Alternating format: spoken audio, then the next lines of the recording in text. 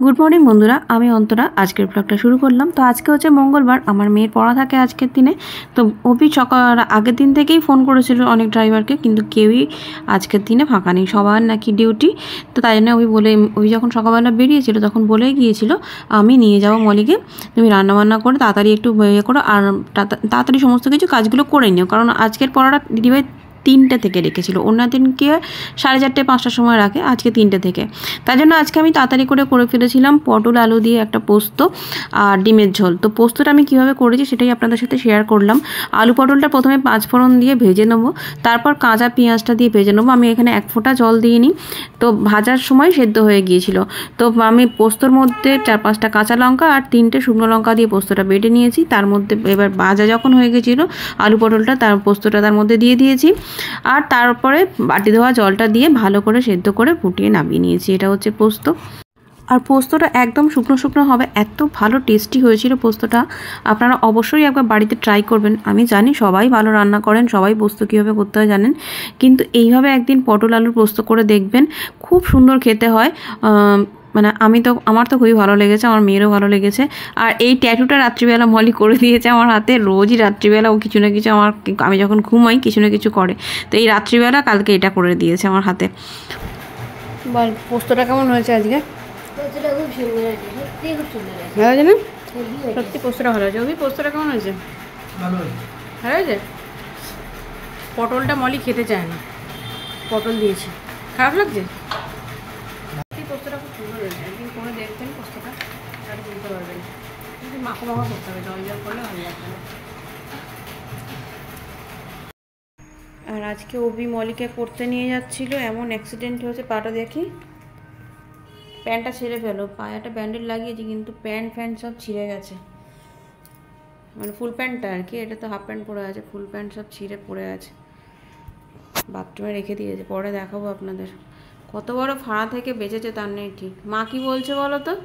মা বলছে তোমার আর মলির মাথায় 101 টাকা ঠেকিয়ে তুলে রাখতে মাকে, পরে পুজো দিয়ে দিতে বলছে। এরকম বৃষ্টির ওয়েদার হলে যাবি না, বুঝেছিস?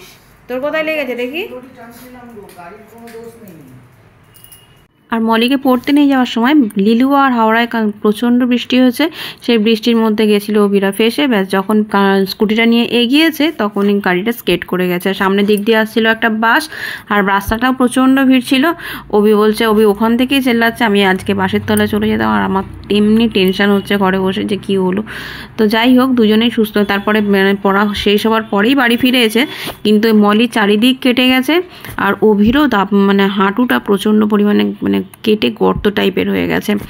আর ওখান থেকেই আমাকে বলছে আমি আজকে নিখাত মরে যেতাম, বাসের তলায় চলে যেতাম। এবার আমার তখনও যখন ওইসব কথা বলছে, আমার যে কি কষ্ট হচ্ছে একমাত্র আমিই জানি।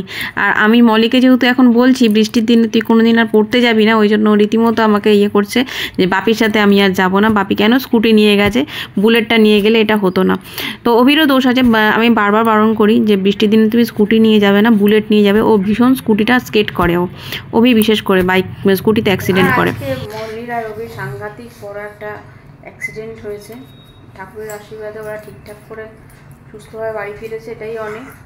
তো আমার চোখে দেখতে পাচ্ছেন দুপুরবেলা ঘুমও হয়নি, পড়তে নিয়ে গেছিলো, সেই থেকে যে কতক্ষণে ওরা বাড়ি ফিরবে সেটাই টেনশানে। তো এই হচ্ছে ব্যাপার। তা এখন ওদের খাওয়াবো। পাটা অনেকটা কেটেছে, আর মলিরও চারিদিকে ছুলে ছালে গেছে, ব্যথা। আবার মলি আমাকে বলছিল আমাকে স্কুটি নিয়ে যেতে হাওড়ায় ওকে দিতে, তো ওবিও বারণ করলো, মাও বারণ করছে যে স্কুটি নিয়ে তুমি হাওড়া কোনো দিন যাবে না। আর মেয়ে আমাকে সেই একদম ঝাঁপাই দিচ্ছে, তোমার সাথে যাবো স্কুটি নিয়ে, বাপির সাথে যাবো না, তুমি স্কুটি নিয়ে চলো, তুমি স্কুটি নিয়ে চলো। তো ওবি যেতে দেয়নি আমাকে স্কুটি নিয়ে। হাওড়া এখানে অতখানি স্কুটি নিয়ে যাওয়া যায়? বেলুর উঠতে পারা নাকি, তাই বেচারা গেছে আর ইয়ে করেছে। তো আজকের মতো ব্লগটা আমি এখানেই শেষ করছি। সবাই ভালো থাকবেন, সুস্থ থাকবেন।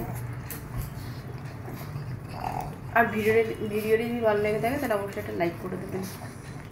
আর এখন এদেরকে খাওয়াবো আমি। মলি আর রবি তো কিছু করতে পারবে না, দেখি রাত্রিবেলা কি খাওয়ানো যায় এদেরকে।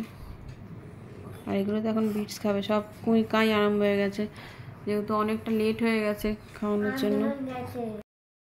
আর ইনি তো সেই থেকে কুঁই কুঁই করে যাচ্ছেন আমার পিউমা। পিউ, ও পিউমা আন্দোলনে নেমে গেছে কখন থেকে।